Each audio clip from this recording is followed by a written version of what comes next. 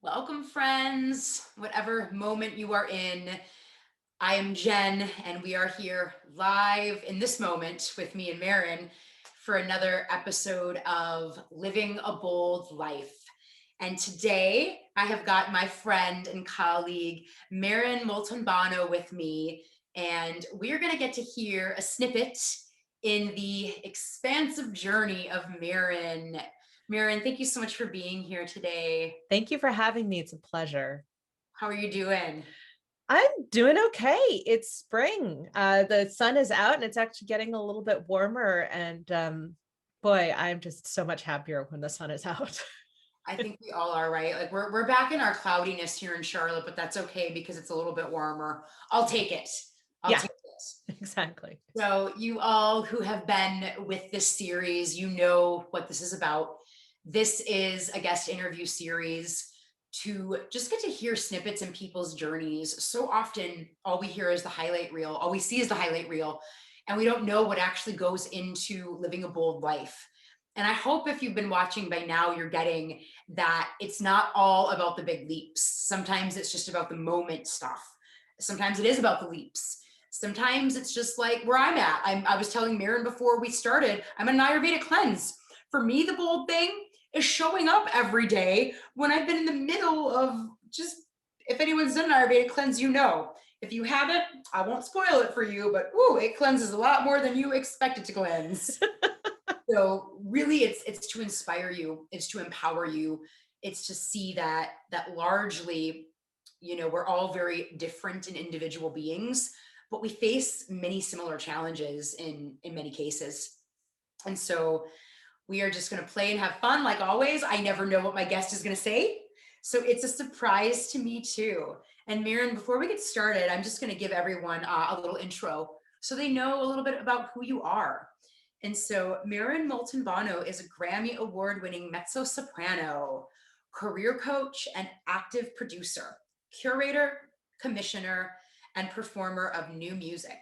A graduate of Tufts University and New England Conservatory of Music, Maren has sung at Carnegie Hall in New York City, Walt Disney Concert Hall in Los Angeles, multiple theaters in Europe, and even performed on stage with the Rolling Stones. So cool. She is passionate about uplifting and amplifying new and diverse voices in classical music, which has fueled her work as a business coach for musicians. Well, there you go. That's the highlight reel right there.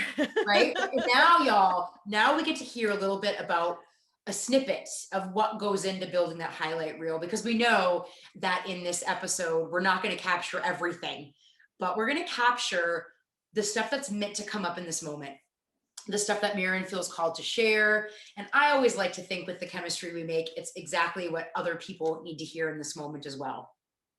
Yeah. Thank you again for being here. Oh, thank you for having me. I'm excited. So, I'm always excited for the first question because I never know. And I love because every person goes in their own little direction with this. Um, so for you, Maren, it might be something you already thought about. You might just feel called to go with it in the moment. Do whatever feels organic to you.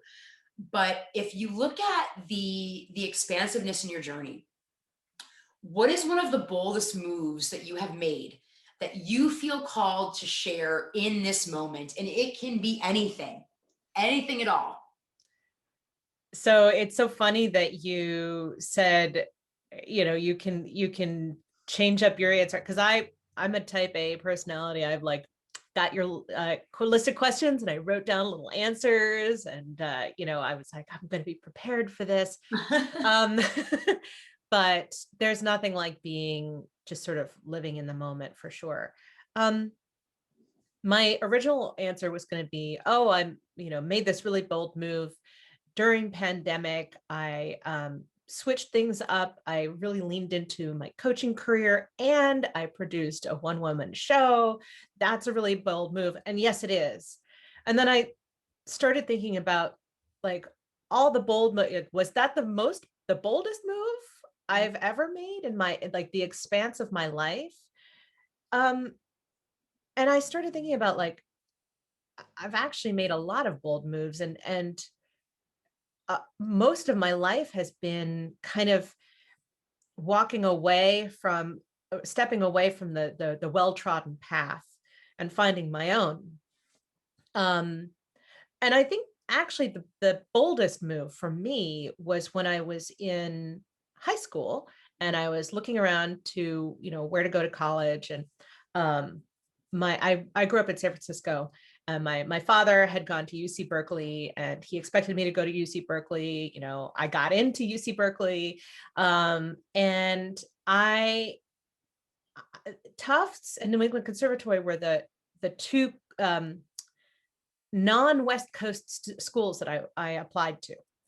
And they symbolized to me kind of something that I was my own thing, like not tied to my dad or any kind of expectations or what I could do, like what people thought I could do or should do or anything like that. It really represented like possibility.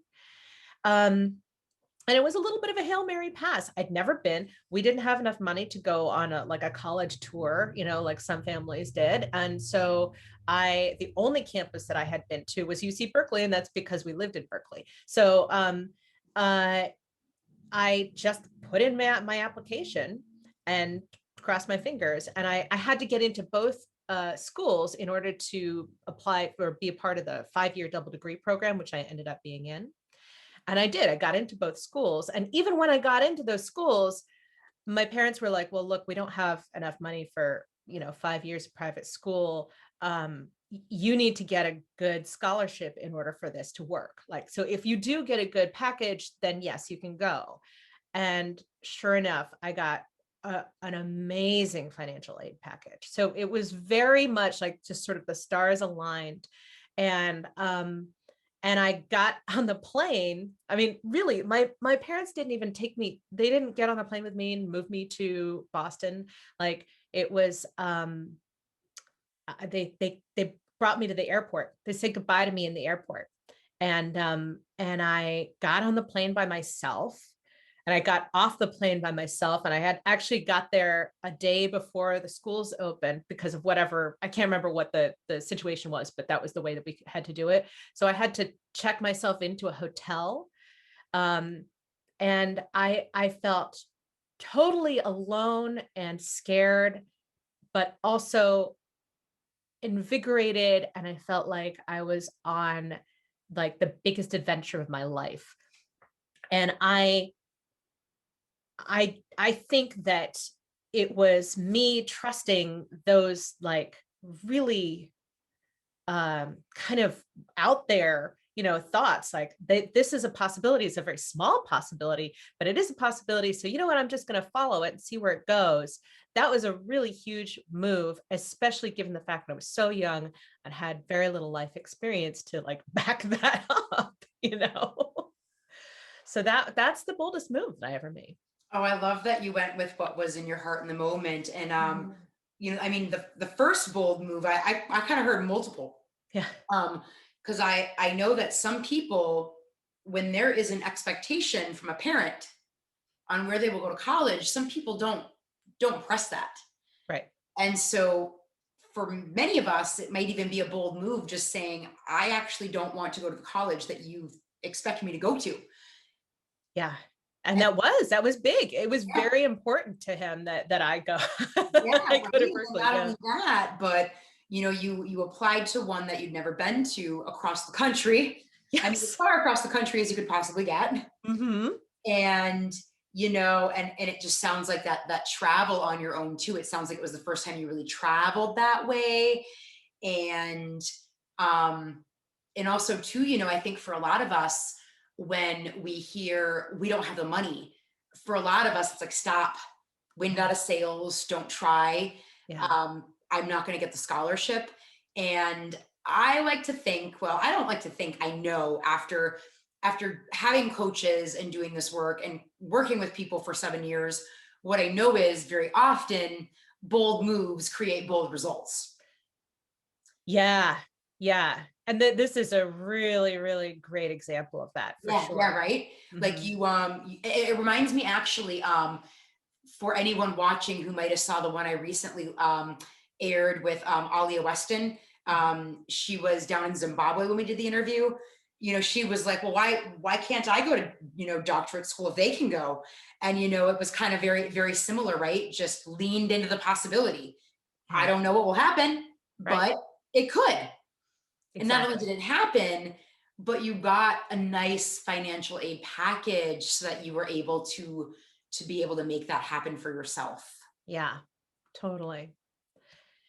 I mean, there's so much, you know, we all have money stories in our head, Mhm, right? mhm. And Even people with a lot of money have money stories. everybody's got a money story Yes. for sure. For me, I both my parents are musicians, and they have always kind of lived hand to mouth. Mm, That was how I grew up. I understood gigging. I understood the reason for gigging, and the reason for getting all the gigs you possibly can, because you never know, because we don't know if we're going to be able to survive. But right. the funny thing is that as a child, I never felt like I didn't know where my next meal was going to come from. So even if my parents didn't know, they didn't show that to me. You know, I was always shown ways to create abundance with what I had.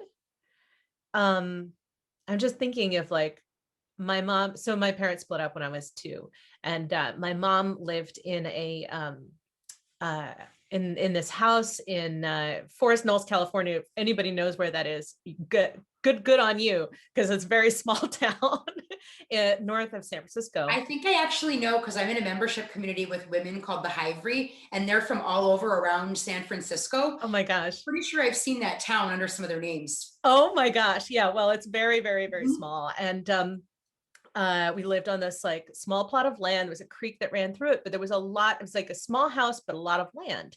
And so we gardened a lot. I learned how to garden at a very young age. My mom, we were talking about before we got on, before we hit record, about how my mom used to ask me, what does your body want to eat? And I would ask like, what's for dinner? And she was very, she taught me how to really tune into both my body and then also just the land, appreciate gardening and plants and where they come from, and that you can make an entire meal out of what you grew, Mhm. and I'm so grateful for that education, especially from a very young age. And I think that has given me a sense that even if I don't have the money, that the monetary, you know, abundance, that I'm like, the number in my checking account isn't high, that I'm not going to starve, because I know how to find abundance in other places, and I know how to feed myself. I know how to take care of myself. Oh, that's so important. It actually, I was just reading Eckhart Tolle's book, I can never A remember New Earth. the I author. haven't read that yet. The I New really want Earth to read World. But it. I love how your parents parented you, because the way they went about it most likely did make it naturally easier for you to be a little bolder. Because when we hear our parents, listen to this is important. If you're having financial issues, please do not be doing this in front of your kids, because their pain body will absorb it, and your issues will go on to become their issues, and they're going to need coaches and therapy. They'll need that anyway, so don't worry about it. But it will go on to create that type of scarcity mindset. The fact that your parents, whatever was going on for them, they showed you abundance, that wired your brain in such a beautiful way. Yeah. And just even asking, what does your body want? I think you and I were talking about this in an Instagram thread. Powerful questions create powerful answers. Yeah. And so when you're even just looking at asking your body what it wants to eat, I think it just naturally starts to wire you in as being a more curious person. Yeah. Oh, totally. Yeah, it's so funny. This kind of gets into my my life as a singer. And it's funny because I started off as a violinist, and when you're, you know, when you learn the violin, because my mom's a violin player, so she started me at age 3 on the violin. How Yeah, I cute. know, How cute right? is that?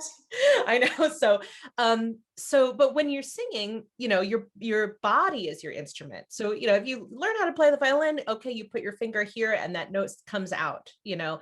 Mm. But you can't do that with your voice. It's all sort of a mind-body connection.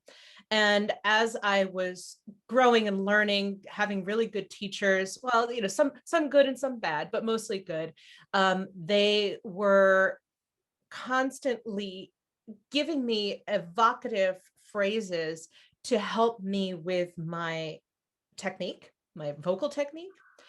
And I'm realizing now as I teach that that's the reason for that, is that the mind body connection is so strong that if you are not connected at all, if you're stressed out, if you're thinking about something else, if you're just, you know, whatever, your voice is going to show it. Mm. Um, and now I'm starting to learn a lot more. And I wish I'd learned about this even earlier, but it's fine, about actually my own body and what it can do as an instrument. You know, it's all been pretty intuitive up until now. And now I'm like actually learning about the physiology and the lungs and, like, you know, the different types of things, and exercises that I can do to improve my lung capacity, and to really think of myself as an athlete rather than, you know, just an instrumentalist, you know, whatever. And I'm really doing a lot of that, like, self-interrogation of, oh, that's interesting. What's happening there? What if I do this? How does that feel? And if you can hear my cat, I'm sorry about that. He's deaf. So Oh, I could hear a little something, but yeah. wouldn't have known anything. Oh, well, you know what? I think everyone Right. who does virtual knows, like, it's not going to be a session without a pet somewhere. Right. Exactly. Um, but yeah, I mean, it's really what I'm really enjoying about finding out more about my body is that I really am going inward and imagining the breath going down into my lungs, expanding, contracting, and coming back out. What's happening? Where am I tense? Mm. You know, can I release that tension? Why not? You know, and asking all of those questions that I wasn't asking myself before, because it was sort of either I was doing it right or I was doing it wrong, or maybe I had like a little phlegm and that was it. There's so much more to it. Yeah. Yeah. Oh, I love that. I love that. I think that's a beautiful share, whether it's singing or anything, right? Like, there's always going to be information in the body. Yeah. And we just really, most of us haven't been taught to check in with the body. We check in here. Yeah. You know, this is good for math. This is good for data collecting. Yes. Not so good at the things we try to force it to do for us. That's Yeah. beautiful. Um, Yeah. and I love how, again, like, everyone's bold moves, you know, some have been from when they were the age you shared, and some are like yesterday. But I love it because we can make bold moves at any age, right? We don't want the age thing to ever get in the way. Right. And so for you at that age, Maren, you know, you've got everything set up. Dad is like, I went here, this is where you're gonna go, this is how it's gonna look. Yeah. And you know, you you didn't do it. You, as you said, you got off the beaten path. Right. And what was it in the moment that got you to do it? Because it could have been it could have been easy, and your life would still be great if you would have, you know, done what Dad invited. Right. But you didn't. There was something in you that said, no, I'm gonna do this. Yeah. What was that driving thing for you? Yeah. So, um, you know, it's funny because I just spent a whole lot of time like describing my idyllic childhood, and there was some pain. There was a lot of pain there too. Um, so my parents split up when I was 2. My dad remarried when I was 10, and then he actually married a mail order bride from the Philippines, brought her over to America, and then they had a child. So I have a brother, half brother, and my stepmother and I did not get along very well. And I think that's really actually putting it pretty mildly. I honestly, I've spent a great deal of my life blaming myself for that. And I have gone through many, like worked with therapists and all that kind of stuff. And I now understand that I was 10 years old when she got to America. And it was, it's really up to the adults to make sure that the children feel safe and loved. And she didn't know how to have that kind of relationship with me. And I don't blame her at all. I think that she really did not know. I mean, I really, really feel for her journey, because she was coming to a new country, new language, like she spoke some English, but not well, completely new culture. And, there was so much wrapped up in this. And here's this stepdaughter too. And she's, who's this person? Right. So, but we did not get along. And I, unfortunately was really like made life pretty unlivable when I was at my father's house. So I was there on the weekdays, my mom's on the weekends. And there were days when she would say, like with me in the room, like, I can't wait until it's the weekend when Maren's not here, So it was painful. It was really, really painful time. And on my mother's side, as much as she tried to give me shelter and, nurture me and everything, she also was having her own self-worth issues. And she had a boyfriend who sexually abused me. And I actually, that was what my one woman show was about. It's coming full circle. But even when that happened, and it did happen, I was 12 years old when that happened. She knew it. I told her about it. I did not want him anywhere near the house. She couldn't stop seeing him. So we made an agreement that he just wouldn't be there when I was there. But that also made things very like just awkward and weird and painful. And so I thought the healthiest thing for me, for my own growth, for me to become the adult that I wanted to be, was to put physical distance between me and my parents, as much physical distance as I could. First of all, thank you for sharing something so personal and vulnerable. I think I've never met anyone who actually had experience with mail or bride stuff. I've seen it on TV and movies, so that is so fascinating. Yeah. And I can only imagine what that feels like, when we know that being seen and being heard is like a core thing. And for people to say, I can't wait till this person's gone, like, yeah, that gets in your heart.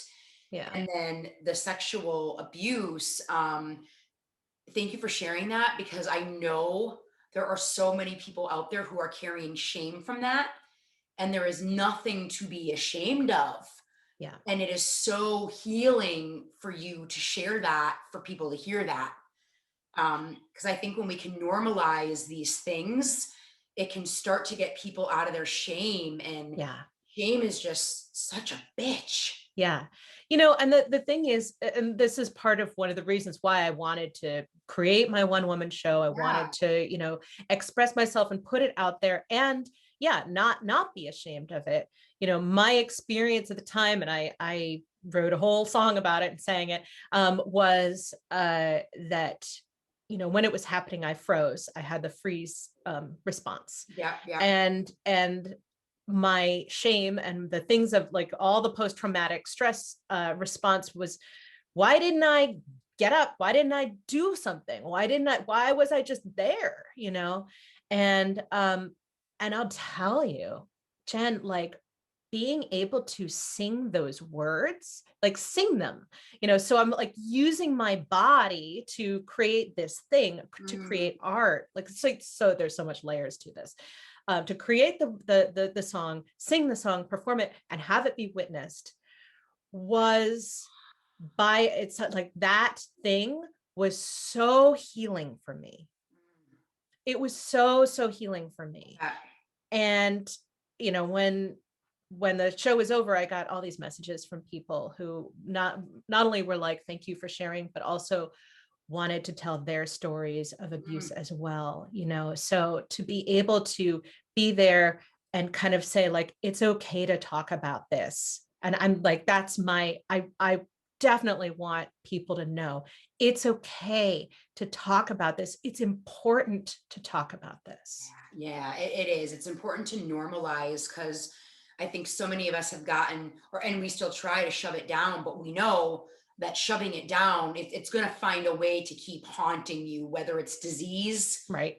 depression, anxiety. We have to talk about it. And I love where you're going, because like I'm so into the mind, body, spirit connection. It's a huge part of my work. Yeah. And when we bring in the body, we take the healing to a new level, because the nervous system remembers, the cells remember. And if anyone's not familiar, when Maren said the freeze thing, what can happen when you have something happen? The amygdala will get hijacked, and you're going to go into fight, flight, freeze, or appease.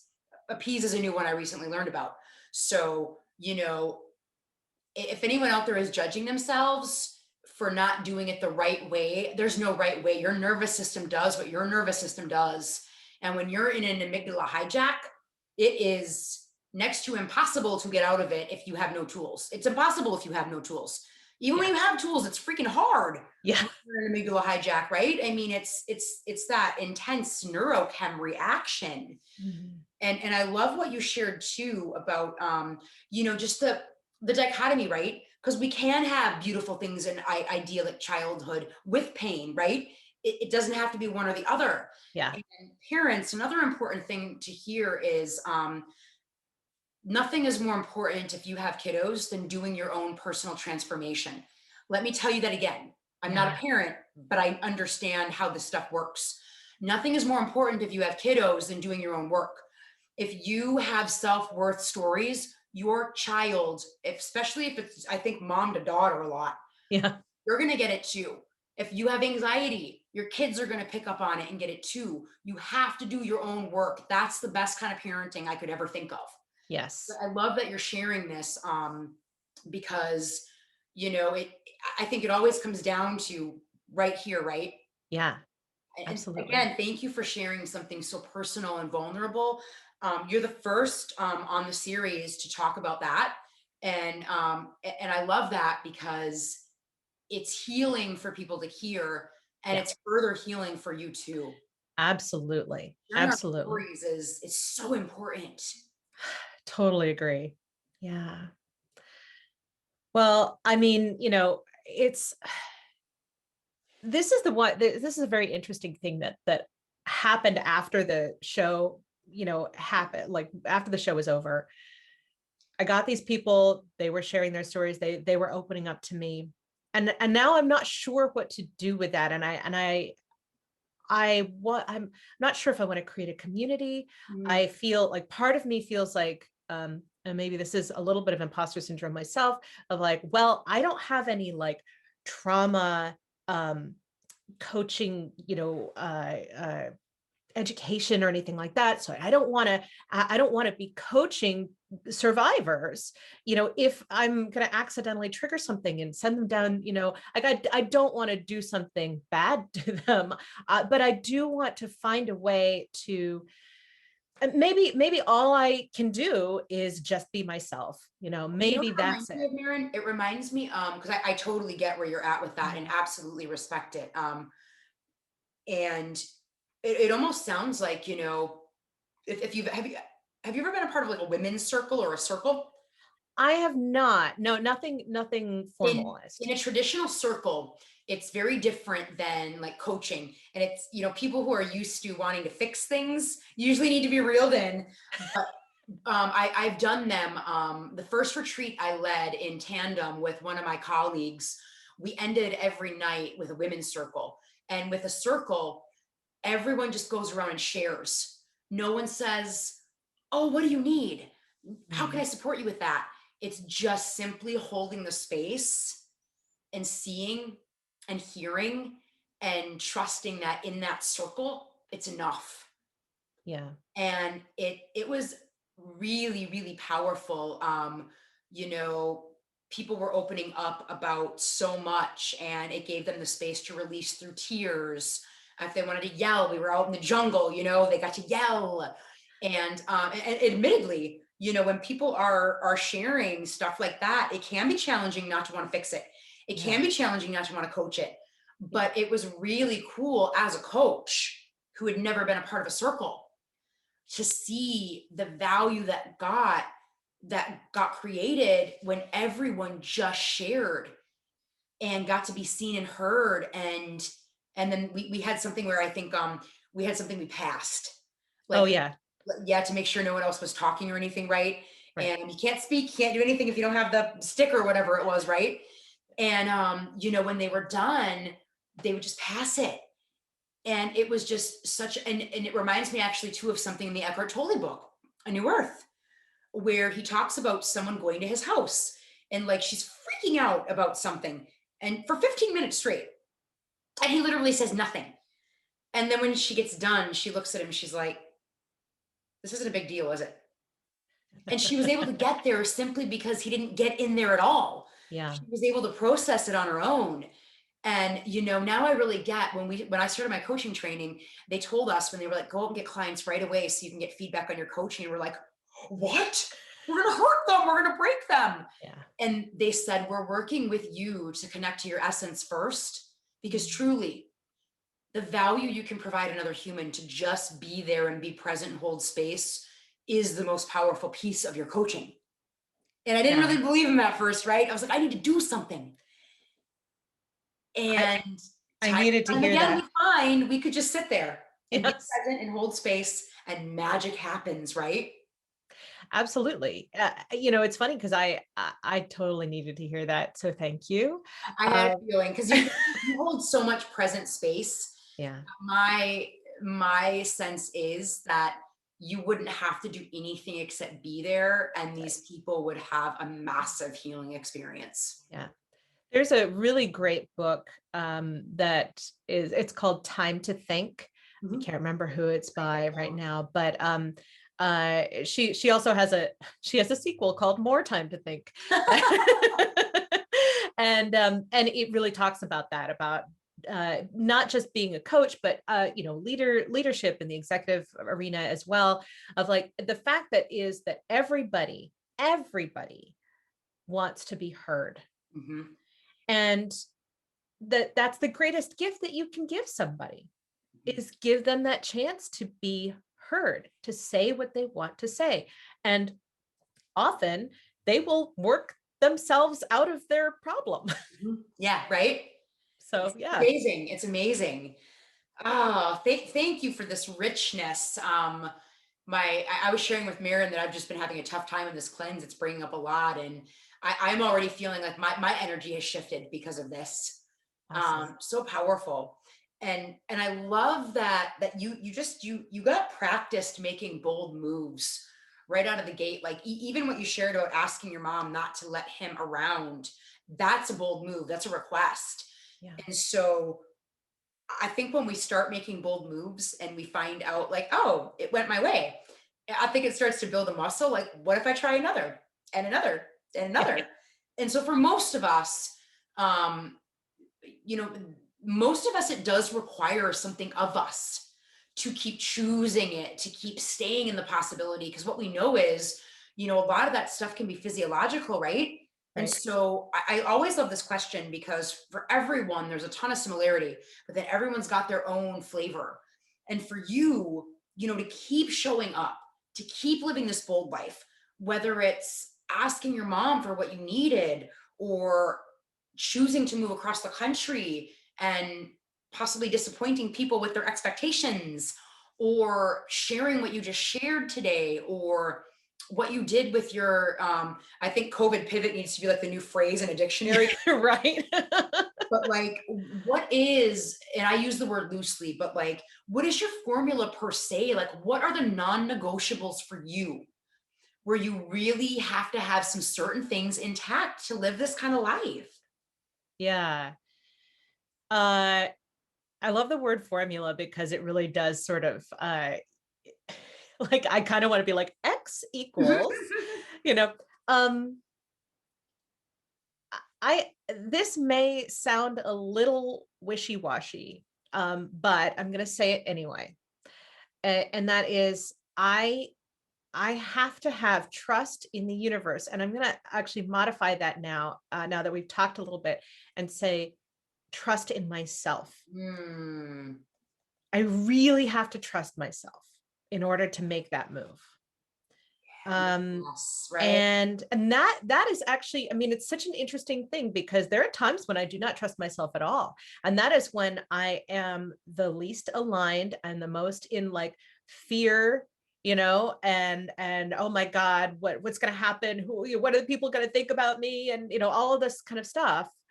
Um, but that's just because I've forgotten to trust myself. I love what you just said. The last Moon Sparks we had when you were celebrating your anniversary, Yeah. what you just said came up in the conversation a lot because the theme of the month is alignment. Mhm. And so we talked about how trust needs to be there.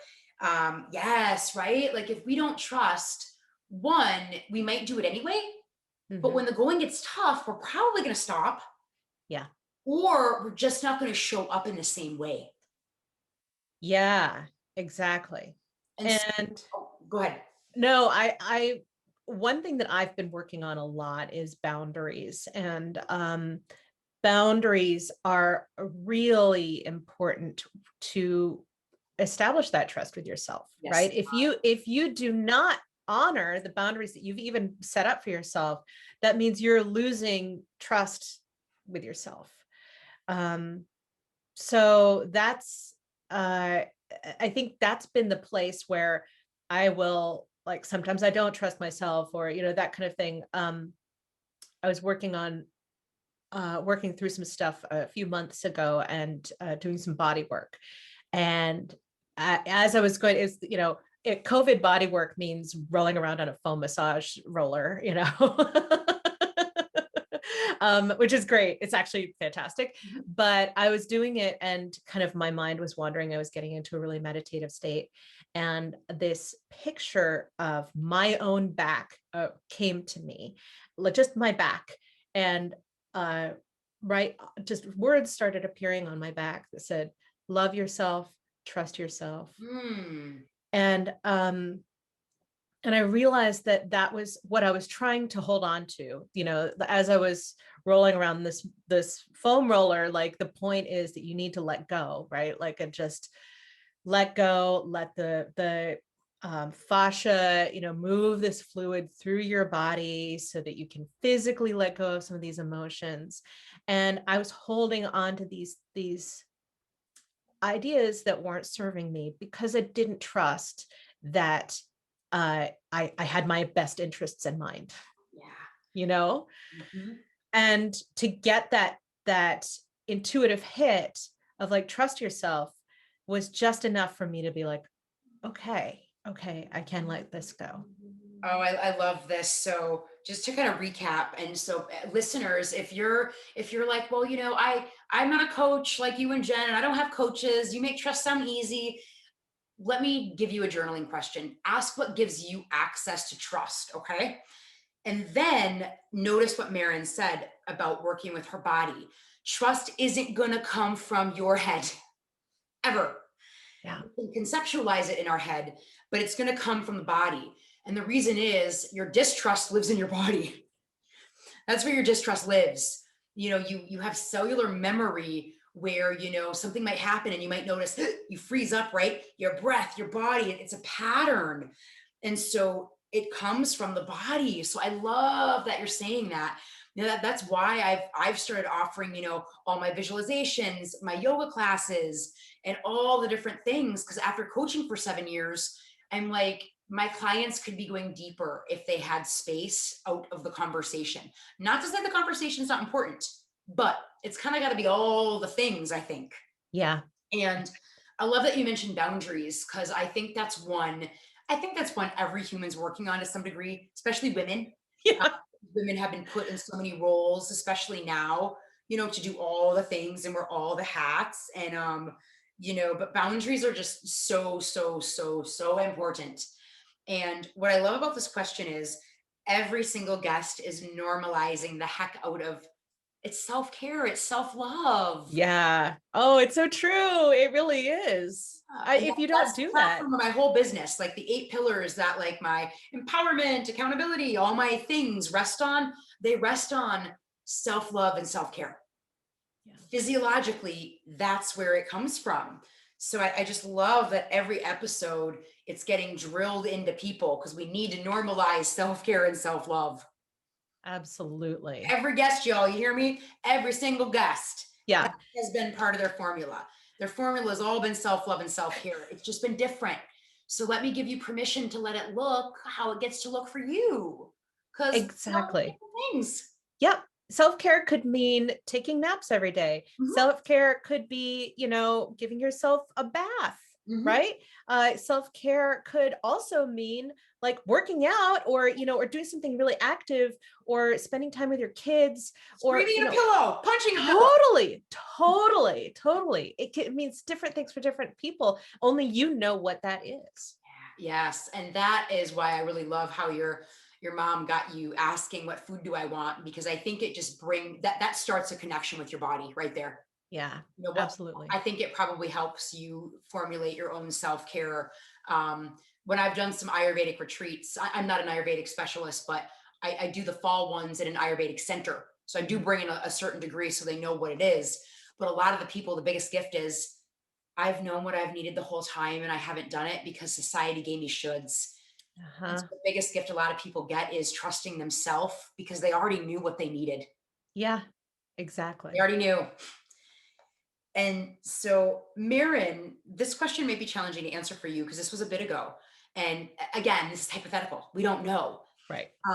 But if you did not make that choice to go to that different university, to move across the country, if you can just move my blanket out of the way, I'm squirming around a lot, y'all. I broke my left pelvis when I moved to left side of my pelvis. And sometimes it's just hurting. So self-care means I'm not going to be a little robot and sit still, right? I'm going to move a little if I need to. And you'll never know, but if you could just kind of maybe imagine where you felt it was going when you said no, pump the brakes. Yeah. Where do you think you might be if you and I were having this interview today? Oh my gosh. It's hard to tell, but I think that if I'd stayed and gone to UC Berkeley, I probably would have stayed in the Bay Area. I am not sure that I would be a singer. Maybe I would be a singer, but I wouldn't be singing with the same kind of groups or the same kind of music. Um, I think I probably would have started writing a lot earlier. And because when I was a kid, like I was writing a lot. I was writing all sorts of stories and stuff like that. And I kind of stopped when I went to college. It sort of life happened and whatever. I think that like for me, that was definitely like an escape from my world and my life. And so I probably would have really leaned into that and maybe like, I don't know, become gone into creative writing, like gotten a creative writing major or something like that, and maybe I would have gone to graduate school. Maybe not. I don't know. I didn't go to graduate school, by the way. I don't have like multiple letters at the back of my name, and I'm still doing okay. So Yeah, right. Thank you for normalizing that too. And I love too, like you would have been good either way. yeah, And that's like the thing I always want to get people to see is, for some of us, when we make the move, I think the question just is, am I willing to like be with my choice? Yeah. What's the impact? You know, and because we never want, I never want anyone to feel like there's anything wrong if they don't make the bold move. Because there's not, right? It's Right. just a choice point. And there's plenty of bold moves we've chosen not to make. Absolutely. Yeah. Yeah. Yeah. I mean, every single day, life is full of choices. Mhm. Oh And, gosh, yes.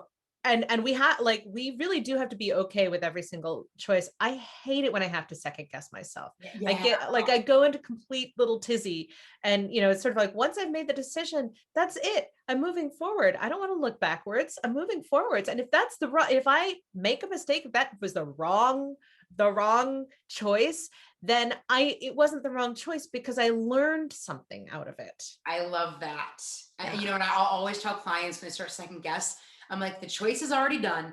Second guessing is an energy drain. We're going to take that off the table. And now Mhm. it's just re-choosing your choice again and again and again and again and yet again. Yes, exactly. I And the love great thing about the universe is that it doesn't matter. Like if you are, you'll be presented with these choices that. continually. Yeah. So, you have plenty of options. Yes. Oh, I love that. And so, oh, whenever I get to question 5, I'm always just so blown away by the amount of generosity every guest has given. Because again, you could listen to this whole interview or you could listen to 5 minutes, a minute, and you could walk away with the value that you need. And you've already given so much wisdom. But, and again, in this one, you might feel called to share something you've already shared, just drill it in. Or there might be something different that comes up for you. But if you were to go out on a note of leaving our audience with one more piece, I should say, of sage wisdom, what is that for you in this moment? It's definitely trust yourself. I think I want to just keep going at hammering that one home. Trust I yourself. knew you were going to say that. Yeah, trust yourself. And slow down so that you can Mhm. listen to yourself.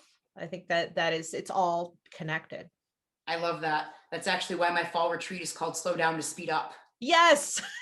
right? To get people to be like, oh, that's so counterintuitive. No, it's actually really intuitive. Yeah, it really is. I love that because what I notice too for me is when I start moving fast, I'm clumsy, I'm in my head, Mhm. and I can't find a way to take the thinking into doing. Exactly. And so I love that Exactly. you said that.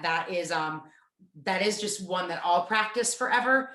And I think a lot of people that really are in the culture of busyness we created in this country, that the busy disconnects you from trust. Yeah. And the other thing is I work with a lot of creatives. And so, when you're having trouble being creative, like with writer's block or something like that, my biggest thing is slow down because it's in the spaces in between that creativity shows up. Yes, it is. Yeah. Oh, I love that. Oh, Maren, thank you so much for your time. I'm going to move this little calendar invite because I'm always like, can they see that in the Zoom? I don't know. We'll No. move it. Um, Thank you for your time, for your generosity, and wherever you all are listening at, I'm going to have Maren's bio in there. So there is going to be, if you're on Instagram, she'll be tagged there, so you can just go there. She is always sharing very cool stuff in her stories, in her posts. If you are reading this somewhere where it's not clickable, there will be links that you can go to on your own. And as always, my request at the end of every one of these is, please, please, if there's anyone you know who needs to hear any of these messages, share it. You wouldn't believe what I hear. I have had guests on here who've shared it with their tribe that they like someone quit their job and their tribe reached out and they were like, oh my God, I am stuck in my career. You just gave me permission to do something about it. So you never know what can come just from hearing this. And if there's a way that Maren can support you, she's doing something pretty niche and something pretty cool. And it's fun because I know a lot of people in my network are voiceover and different things like that too. So I love that we've got the singing in here now. Exactly. Yeah. And this was another episode of Living a Bold Life. Thank you again, Maren. It was such a pleasure to be with you today. Thank you. Likewise. This was fun. And I will see you all very soon. Bye.